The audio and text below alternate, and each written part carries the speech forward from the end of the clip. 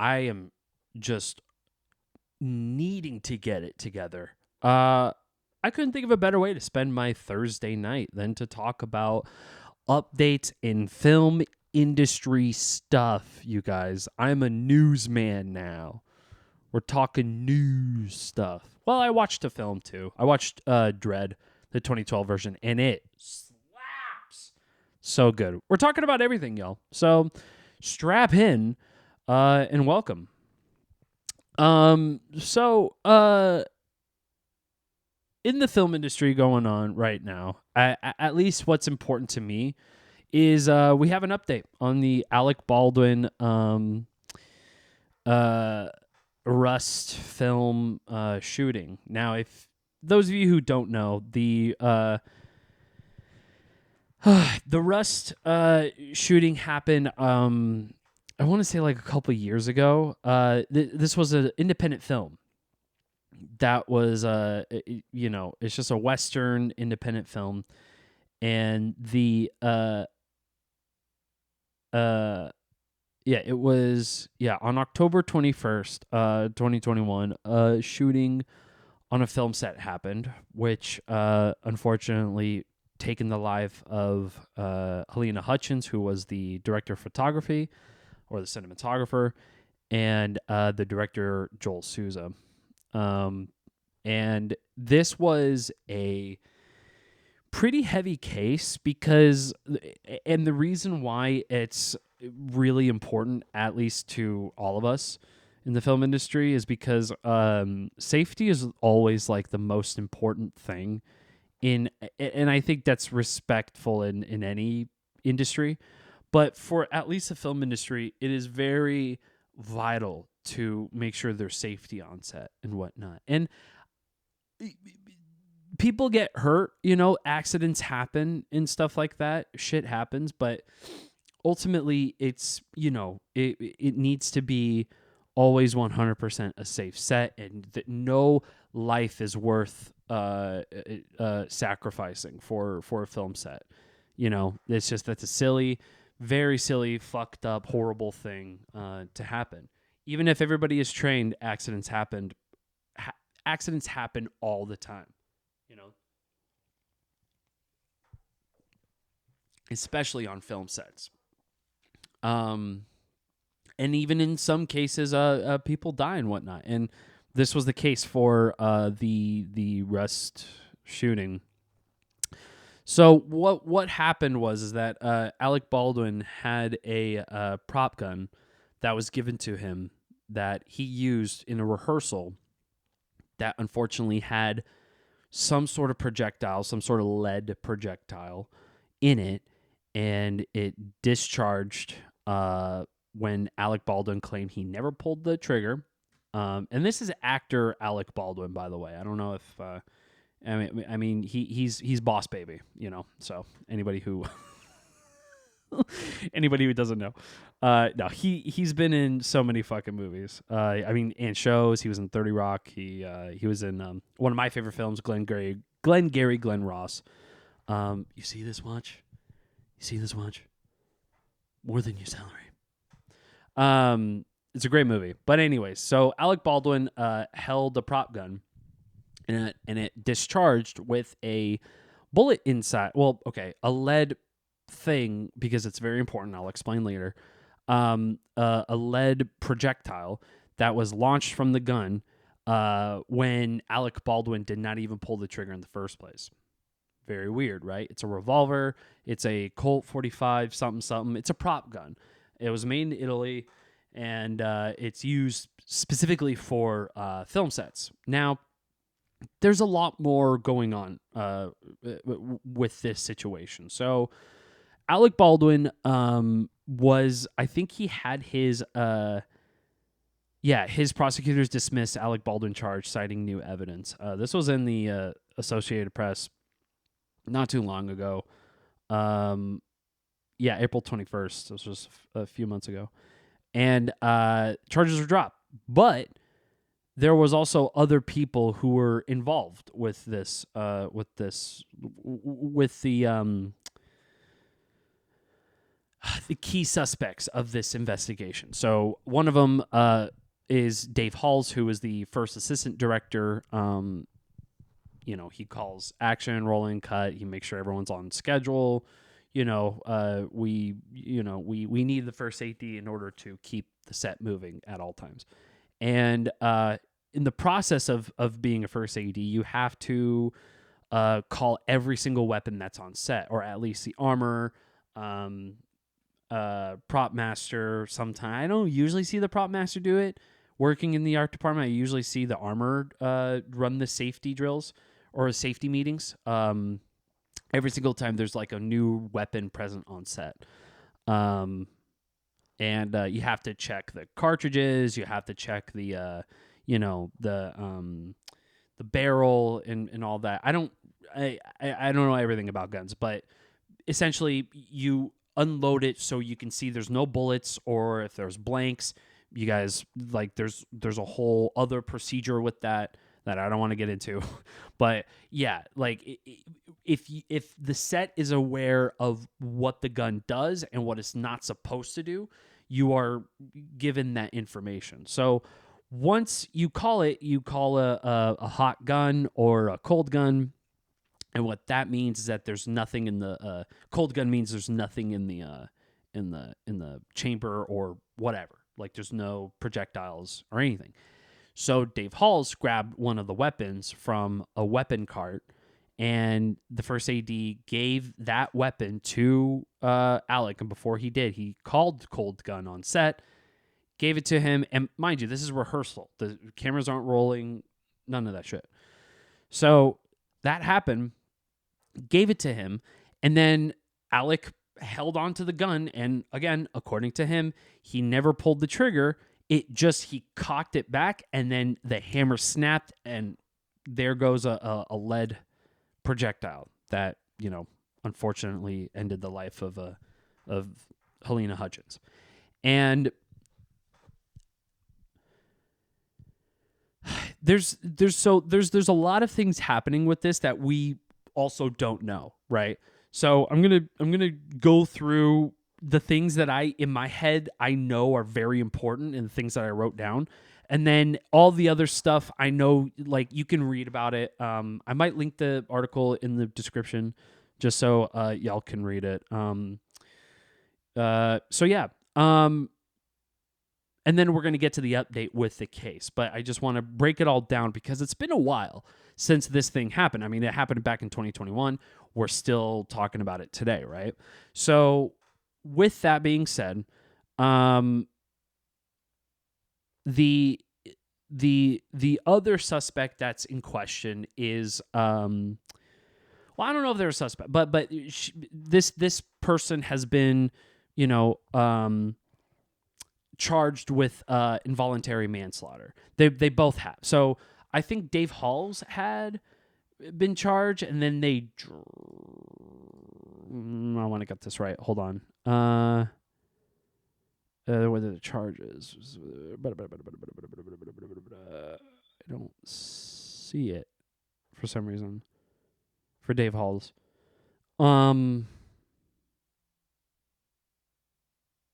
He took a misdemeanor charge in a plea deal. Dave Halls did. So it's a misdemeanor charge. And the armorer on set, who was Hannah Gutierrez, and she was the armorer who provided the weapon on the set.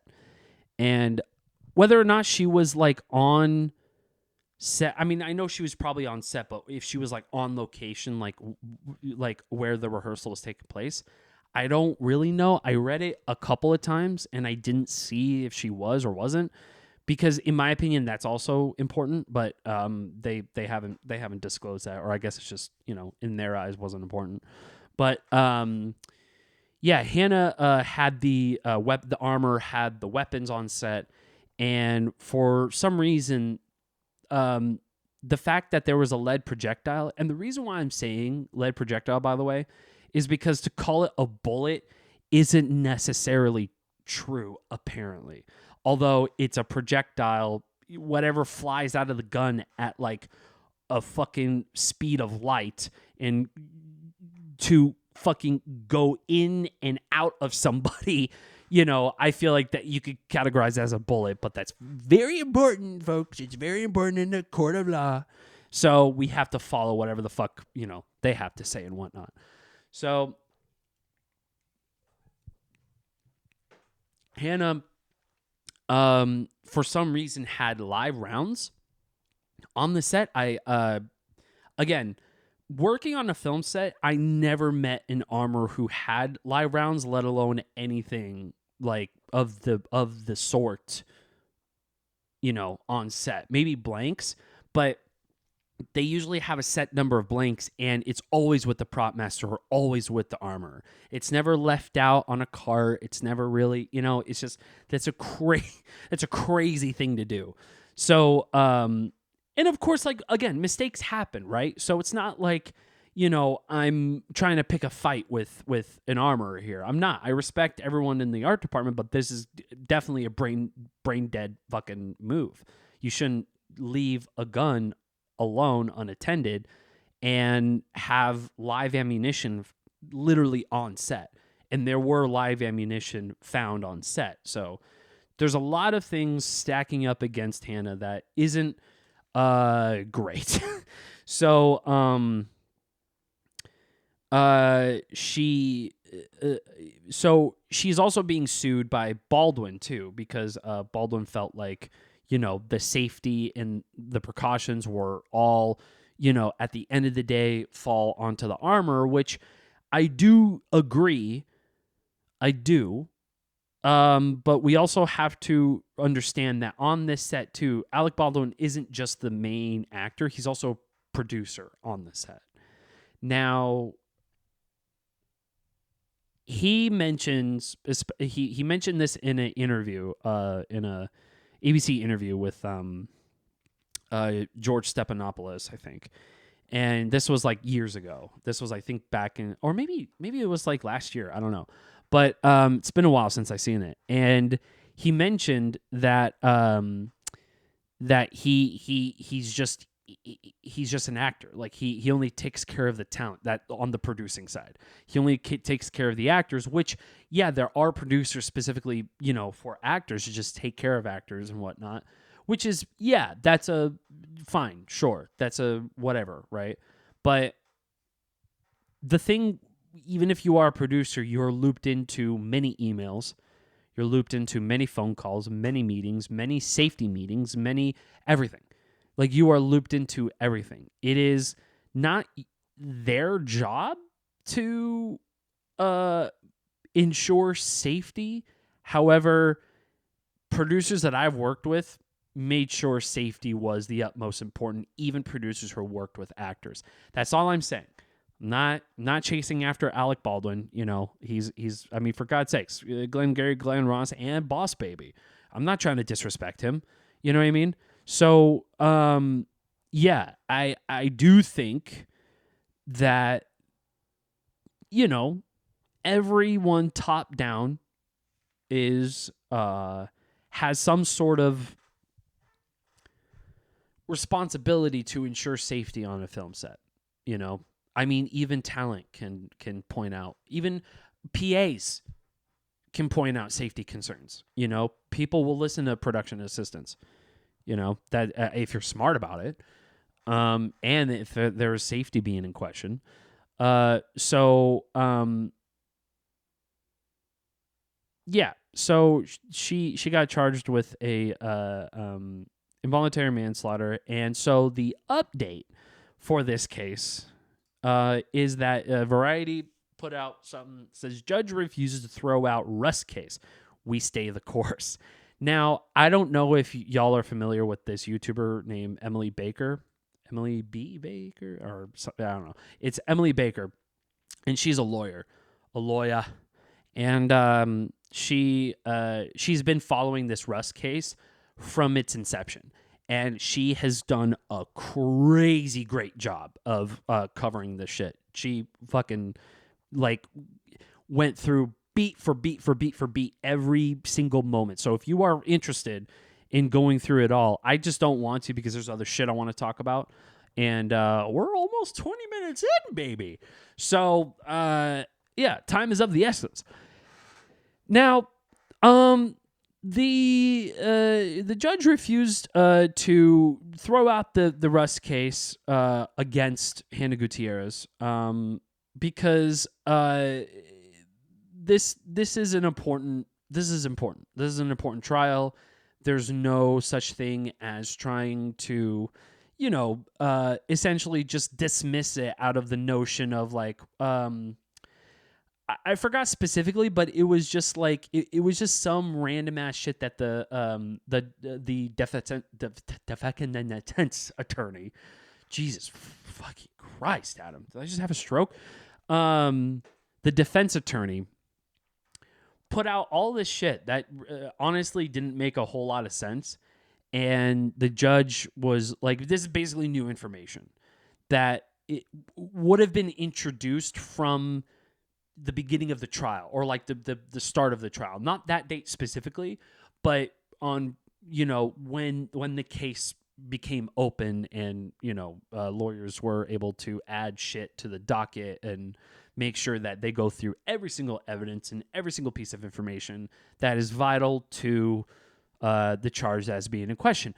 So you have a defense attorney who just introduces a brand new fucking thing when you're already like a few dates in, and they're like, oh yeah, we want to present new shit into the thing, and the judge was like, go fuck yourself. So yeah, no, they stay the course of literally what they are doing, and that's that. I don't know if it's a boneheaded move. I don't know if that's a stupid defense attorney move. I don't know shit for Shinola, but I do know that this is kind of hilarious that like you would want to introduce something well into the case that they wouldn't have already known in the first place. Like all the information is there. It's not like there is new shit that's like transpired, or like some Hannah had an epiphany or Alec Baldwin had an epiphany. Like it just doesn't make any sense.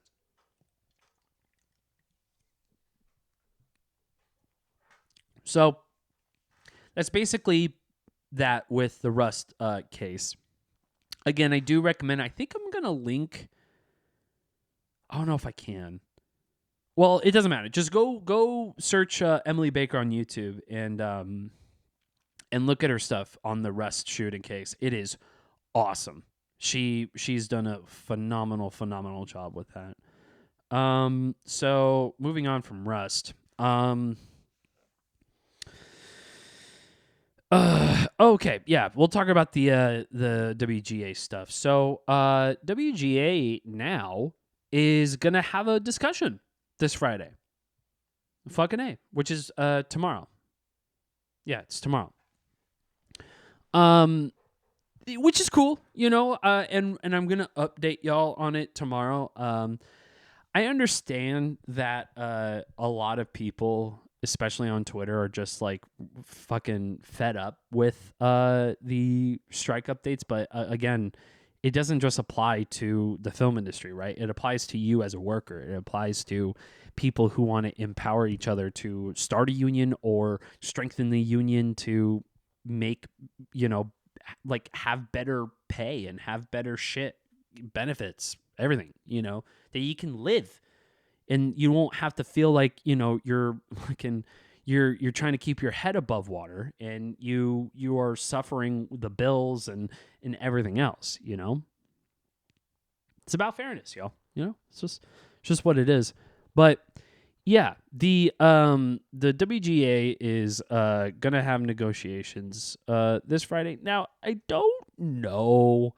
I read this morning before I was working, so I barely had like any I didn't spend a lot of time looking at this, so yeah, I'm okay. So this is from the WGA contract 2023 updates. Oh,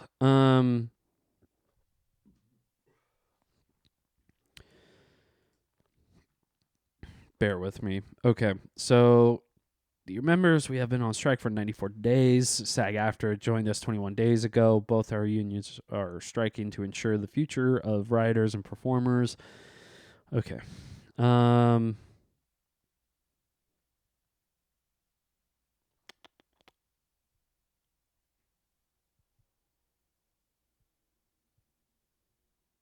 Okay, so there's really no details. All right, I thought so.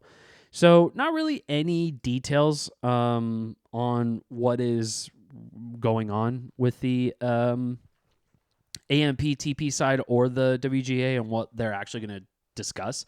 So I guess we'll know more about it tomorrow. But it's a good thing because hopefully we can put an end to this shit and your boy can start working again.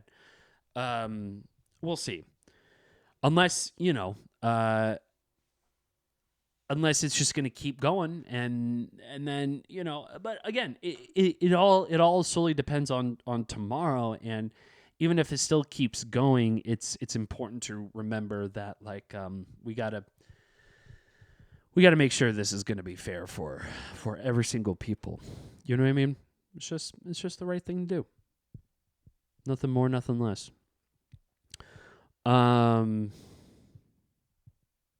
Not really much on that with the WGA stuff. So I wrote down a couple of other things.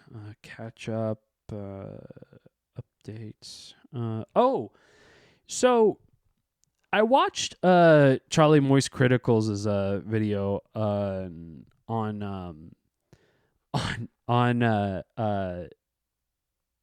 directors who get directors and filmmakers in general who get defensive with their with their work, which happened with Witcher season 3, which I didn't watch. I mean, I watched season 2. I was okay with it, and I haven't watched season 3 yet, and boy howdy do people not like it at all. And I mean, it's whatever. It's just, but the funniest part about it though is that the director, or I guess producer, maybe director, I don't know, but somebody who works on the show, try to defend it and say that audiences are just not that smart. At least the U.S. audiences are not that smart, and you gotta have you gotta dumb it down a little bit. You gotta do a little bit of a better way of.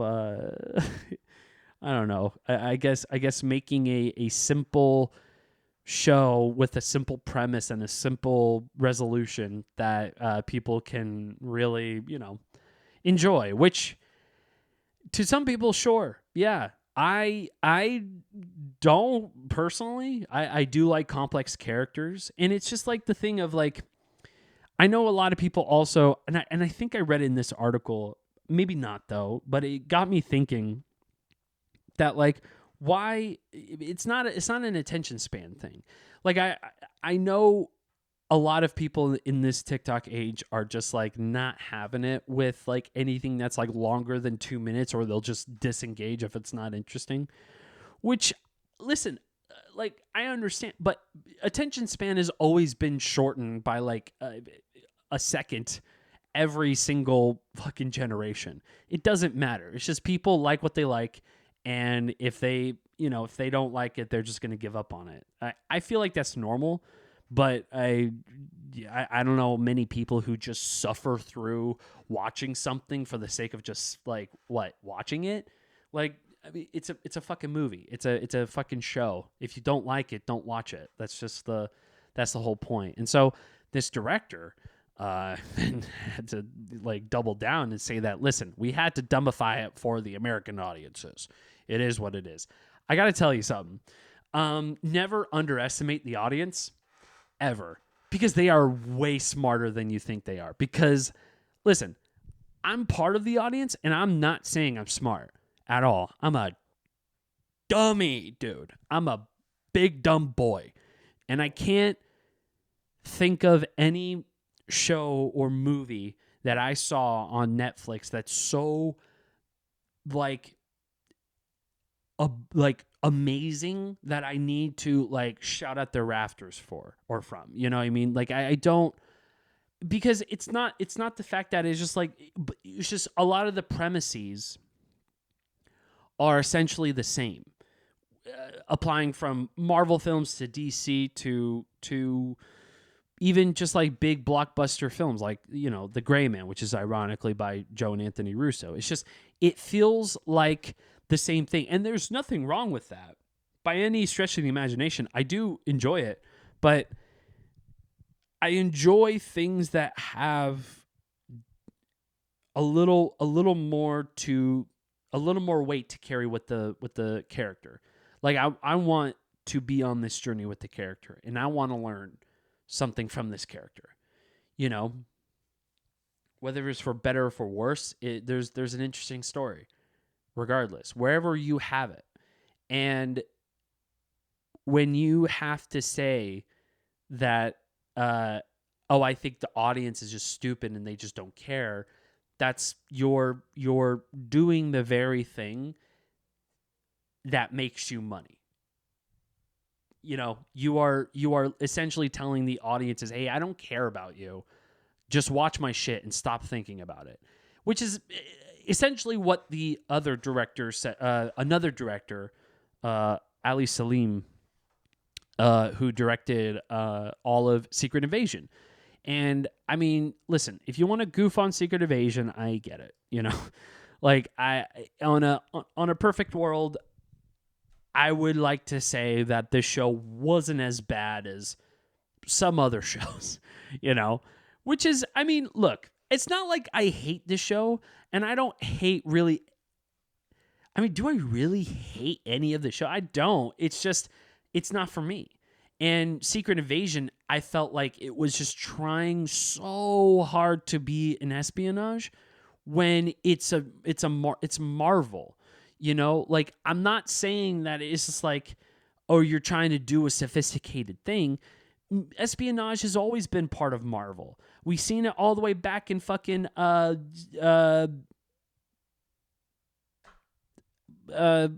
am I forgetting the name? I read this Winter Soldier. Jesus Christ. I grew up reading that comic book, and holy shit, my brain was just fucking shut down. That was crazy. Scared me. It's been a long day. So people are either just going to tune in or tune out of, right? You're always going to find an audience for something, but if it's a big enough audience or there's a loud enough or enough people, that just give it all of the negative noise that you want, I hate to say it, both are very important. I'm not saying you got to follow the comments of this director's stupid, you suck, you're fat, you're stupid, stop it, you're going to hear that no matter what. But if you weed through that, there are plenty of people, especially review channels on YouTube, who have done this for years, who are passionate about movies and shows, especially Marvel. They will give a good enough perspective on the show that you may or may not agree with, but it's definitely a perspective. It doesn't just boil it down to like, oh, this is wokeifying media. Like, we're not doing that. Go watch Daily Wire if you want to watch that. But this, for Secret Invasion and people who are nerds and they love this shit, especially Marvel and movies, this means a lot to them, as it means a lot to myself. Now, for me, I didn't care much about the show, although I didn't hate it. It's just, it was exhausting. I watched from episode 1, which I was like, all right, maybe there's some here. Episode 3, I'm like, woof, I don't know what's happening. Episode 4, okay. And then by episode 6, I'm like, fuck. Like, it just, like, it was this, like, weird roller coaster thing, and I wasn't into it. So I understand that the director's probably mad, right? That is just like, but to say that the audience just didn't get it, or they're just like, they don't appreciate just having something and just watching it for the sake of watching it, Yeah, well, I hate to break it to you. People are going to have their opinions about something because that's just what we do. We talk about this shit, which is like weird when people tell me, like, especially filmmakers that I work with, they're like, man, it's just like everybody has to talk shit about something. It's like, dog, everybody talks shit about everything. Before 2005 or whenever fucking Twitter, now X, came out, people be shit talking things all the fucking time. The only place you really read it, though, are fucking newspapers and shit. You know what I mean? Or magazines. Nobody's saying that, like, you know, you can't review something, but you also have to understand that people who say this is stupid, you're making this too woke, I don't understand it. So then it's not for you, sweaty. Move on. You know, I'm not going to listen to that person, and neither should you. But people care about this shit so much, especially me, that if I want to talk about it, I want to talk about it. Like that's just a silly notion that this guy, and he even said too, Ali, said that he doesn't pay attention to reviews and that he doesn't pay attention to any of that stuff, which I think is silly, you know, for the same points that I just made. But like, I mean, that's helpful as a filmmaker. That's helpful as even like a fucking content creator. And just like, you know, of course, some negative comments are going to be a thing as well as positive comments. You know, it's just weeding out all those, you know, dipshit comments to get to real criticism. Then by all means, that works because people are there to give real criticism. They're not there to just talk mad shit and just hate on something just to hate on it. You know what I mean? Like I'm a big fan of Fat Man Beyond, but like 90% of the time I agree with Mark and not Kevin Smith. And he's a filmmaker. I mean, Mark is too. Mark Bernardin is a filmmaker, but it's one of those things where it's just like, if I'm going to be listening to someone, I'm not going to talk shit if they are wrong about it, but I'm definitely going to talk shit if you think that your comment of saying, hey, you're stupid and fat is at all useful in a conversation. It isn't. So, you know, all those comments of like kind of that caliber, just like pure empty-headedness, that's not worth following. So I do think that like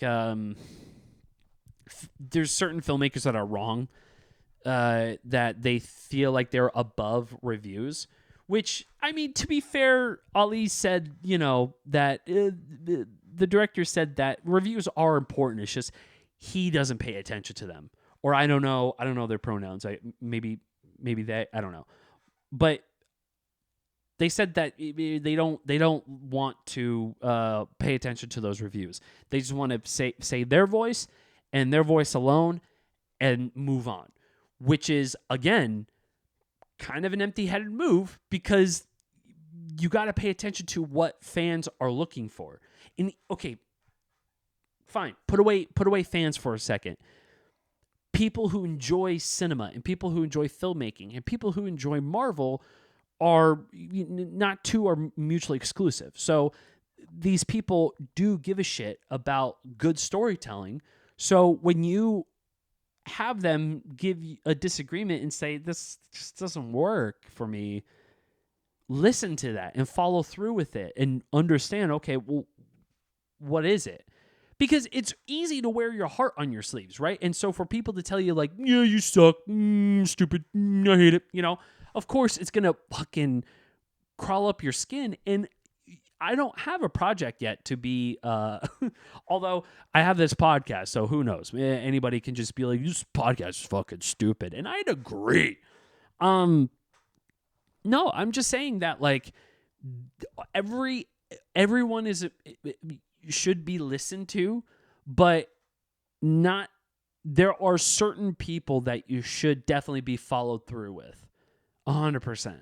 And just give them benefit of the doubt. Even people who you respect in the industry, who are YouTubers, you know, you got your Chris Stuckmans, your Jeremy Johns, all of that. Those guys are important because they fucking give a shit about. And I think Suckman is a filmmaker too, which he has a film podcast, but mine's better. Listen to my film podcast. So shout out to Stuckman. But there's so many things with reviews that are helpful for a filmmaker that needs not to be fucking, casted aside and act like as if you're above it. I don't know. I'm basically repeating myself, but I just, it always bothers me because it's not just these guys, right, that are bummed out about bad reviews.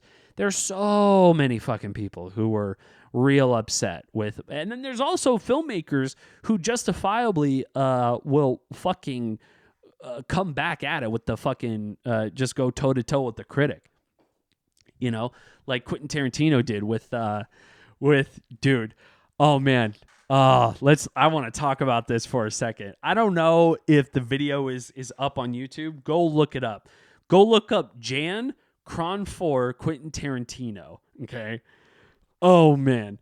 So this lady named Jan, who does movie reviews, but like in the most dumb way. Like, okay, so basically, like, Cron 4 had like all of this was a Bay Area, like your I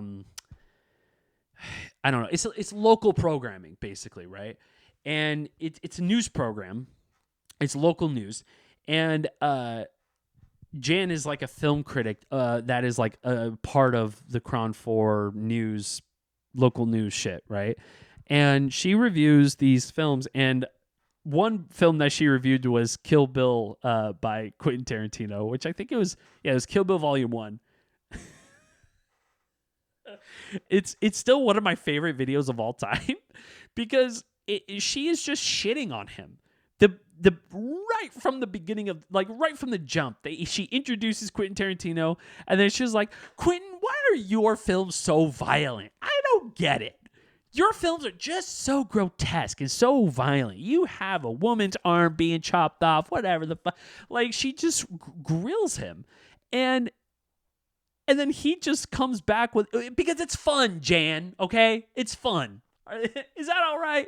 That's basically who people want to get into fistfights with on Twitter, right?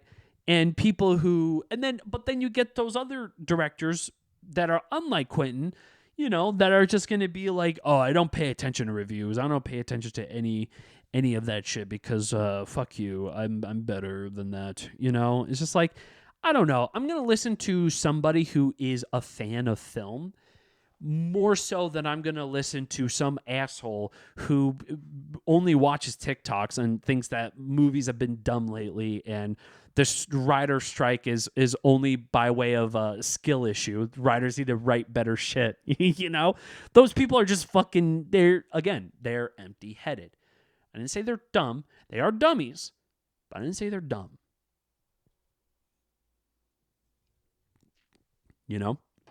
So that's basically that with directorship and Jan from Cron 4. God, go watch that video. It's so great. Yeah. What else is there to talk about? Oh, I watched DREDD. I watched the I love how it's just like every time here's the thing. I go into all these podcasts and I really don't know what I'm going to do until minutes before. I mean, I think about shit throughout the day. I'm like, oh, that'd be kind of cool to talk about in the pod. And I just say my shit and I just fucking go. Sometimes you're going to get a 45-minute pod, sometimes an hour plus some change. It's just, it's whatever the vibe is. And sometimes the vibe is just like, all right, I want to keep it tight 45 and let's just fucking go, which we are almost there. So we'll wrap it up with DREDD. Dude, DREDD is, I mean, look, so, okay, it's based off a comic book and DREDD came out back in 2012, I want to say. which was like right around Avengers time. So already superhero fatigue was settling in with a lot of people because there was just so much fucking superhero shit. And I think Zack Snyder came out with Man of Steel. No, I think maybe whatever. Batman v Superman. It doesn't matter. Like, they sucked anyways. They didn't suck. I'm kidding. I enjoyed Batman vs Superman. I that's a hot take, but I enjoyed it. I enjoyed even the Snyder cut of Batman v Superman, the Ultimate Edition. Sorry, that's just the way to fucking go, dude. Batfleck for life. So where the fuck was I going with that?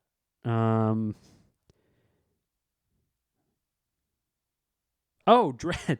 So yeah, I watched Judge Dredd, or just Dredd 2012. It is based off a comic book, and this film didn't get the love and the recognition it 1000% fucking deserved. It is such a bitchin' fucking movie. Way better than the Stallone version. Don't watch the Stallone version. I liked it. It's just, it was just one of those films that back in those days where it's just like, it's just a very rudimentary plot. There's really nothing to gain or lose with these characters and whatnot. Dude, Dredd was fucking, like, it was on another level with its like depth and characters and whatnot. Because in the beginning, you realize so spoilers, okay? Spoiler time. So they begin the film with the idea that, like, okay, we're going to be going through this city and its griminess and shit, and it's just going to be the judge fucking doing the judge thing, judge, jury, executioner. I am the law, that kind of stuff, which I was excited about, and then it quickly went into a building, Peachtree, and it was very isolating, and I love that. It felt like The Raid, but way deeper. You know what I mean? Way more depth. I mean, it's just like, it's just like fucking action choreography, dance routines, basically, with The Raid. But with Dredd, dude, there was like depth with a character. There was a person who can read other people's minds and shit like that works with Dredd, who is also a judge, or a rookie judge. And I just thought the film was so goddamn fun. Very violent, though. Super fucking violent. It was like crazy, crazy violent. And the use of like slow-mo effects, and like, I mean, I'm guessing they use like high speed, like Phantom cameras or something like that, but they layered just right amount of VFX that looks so fucking unsettling. With like bullets coming through people's faces and shit during slow-mo. It's just like fucking crazy. And I'm not going to spoil it, but the usage of the slow-mo, it's not over gratuitous. It's part of the narrative. It's part of the storytelling. That's what's up. Not one fucking frame of this film is wasted. It's not like there's like like the Michael Bay explosion booty shots. You know what I mean? There's not a lot of that, or your Tarantino feet shots that are just, fucking just comes out of nowhere sometimes. You're just like, Jesus Christ, that's disgusting. Why am I seeing this? So that there is so much fat trimmed from this film that doesn't even feel like a 2-hour film. I think it's like an hour and 48 or something like that. It's like less than 2 hours. And boy, howdy, it fucking breezes on by. And speaking of people with low attention span, I don't understand that when you have something so bitchin' like Dredd that people will absolutely sit and watch through, because it is just balls to the wall fucking crazy. So not to digress, but that's just what this podcast is, baby. Nothing but digressions. I don't understand why people this is why here's my problem. I don't get why people say that they have a low attention span, yet everyone binges shows and movies all the fucking time. And on top of that, people watch TikToks, right? You're on TikTok 2 to 3 fucking hours because you're engaged with the fucking news feed. There's just one hit after another hit after another hit that keeps you going. That's what people, in my opinion, like to describe pacing when you read a script, right? It's all about pacing. It's no different with TikTok. TikTok, the pacing is there, baby. It's just like you're hitting another video after another video that are just all fucking bangers. You know what I mean? I never see the thrill of TikTok after 5 videos. I'm like, what am I fucking doing? I gotta go. I just have no interest with TikTok. But I have a huge interest with movies, and I do understand watching a horrible movie and it just feels like you're dragging your feet. But then you get those movies that are just so fucking engaging that you need to see it through its fucking end and you can't get up, even if you needed to pee for like the last hour and a half. You just got to see what the fuck happens. And that's what DREDD did for me. I loved it so fucking much. And so, again, like, I think about that. Even yesterday when I watched it, I was like, man, I don't think this whole attention thing is anything. I don't know. Like, I feel like that's bullshit. It's just like, yeah, okay, people are just like so ADHD the fuck out. Fine. But again, if you like something, you engage with it. So what the fuck is the difference? Like, if it's a movie that you enjoy it, and you're going to watch it and you're going to see it all the way through. My favorite film is not everybody's favorite film. One of my favorite films of all time, I'm not going to say my top 5 because that shit just changes, but one of them for sure is Drinking Buddies. It's just a regular ass movie that has to do with friends and relationship troubles. That's it. It's just a simple fucking thing, but it's like a slice of life, and you're invested with these characters. You care about these characters, and you're in it. But it feels like not a whole lot is going on. That's what's fucking great. It's so good, and I love that shit. But I know so many people, and I've definitely showed that to a lot of people who aren't really interested in that kind of. It's like it's a genre called mumblecore. It's basically like they're having a conversation and the script goes, basically it's like you begin the conversation with this or you begin the scene with this and you got to end the scene with this, but how you get to that point is completely up to the actors and how they want to block it, and the cameras will just follow, I guess. It's always it's never still. I mean, like, there's some still shots for sure. But for the most part, it's just like, it's whatever the actors give, essentially, that tells its story. And it is fucking great. It is awesome. I love that film so much. Joe Swanberg, fucking, peak Joe Swanberg. I mean, he's still great. He makes good shit, but that was like the best in that art form could get, with mumblecore. But where was I going with that? I don't know. Oh, yeah. I just thought that, with something that gets your attention, you're going to engage with it no matter what. People watch the extended version of Lord of the Rings all the time, and they could just sit through it. Your boy cannot.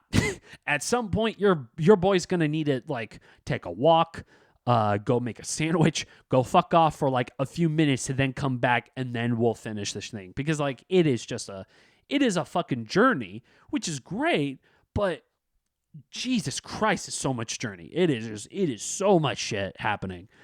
But I still like it. I still enjoy it. It's just I don't enjoy it as much as so many people enjoy it, or they enjoy Harry Potter. I don't really enjoy that as much, but I understand why. I 1000% understand why. And I appreciate any fandom and any people who enjoy something they really, really like or are passionate about. So yeah, I always thought that was a stupid thing. And I've heard a lot of people say that lately. You know, there's like, oh, kids can't keep their attentions for the sake of their fucking life. It's like, I don't know. I think kids just like what they like, you know, and if they like it, they'll go with it. If they don't, they don't. You know, that's just that's how simple kids are. Yet they are definitely assholes for sure. Kids are mean. They are so mean. Have you ever gotten picked on by a middle schooler? Your self-esteem just goes fucking down the drain, dude. It is brutal. I got roasted by a fucking middle schooler, and it wasn't anything, but like it was just the sheer like I mean, it was I don't know. Like I appreciate it for the delivery and everything, but basically it was me and this one other person. I don't want to say who, but like me and this one other person were shooting something outside of a middle school, I think, and I think school was just about to get out. And I was walking with this one other dude across the street from a different department. And so we were both walking across the street and kids were coming out. And there's this one fucking kid who was just like, "What are you guys doing? What is happening?" And then I didn't pay attention, and I just looked at the dude, and I was like, "Don't respond to that." And some other kid was like, "Wait, what are they doing?" And the other kid who asked the first question was just like, "I don't know. These two fatties won't say shit." And I just like. I mean, I'm in their turf, right? So I'm just like, Jesus, God, you guys are fucking cold-blooded. Like, fuck. Jesus Christ, these two fatties? Excuse me. But also, you're not wrong. Like, I'm not gonna beat the shit out of a fucking middle schooler. So I'm just gonna take that and just wear it. You know, I'm like, okay, yeah, my bad. I'm just going back to work and shit, just bummed out. You know? I just always thought that was funny to me. But whatever. You know, shit happens. People talk shit. It is what it is. You know? Opinions are like assholes. Everyone's got one. But you don't need to be the asshole. That's it, homie. That's where I'm going to end it. So, yeah. Tune in next time. All right now. Bye-bye.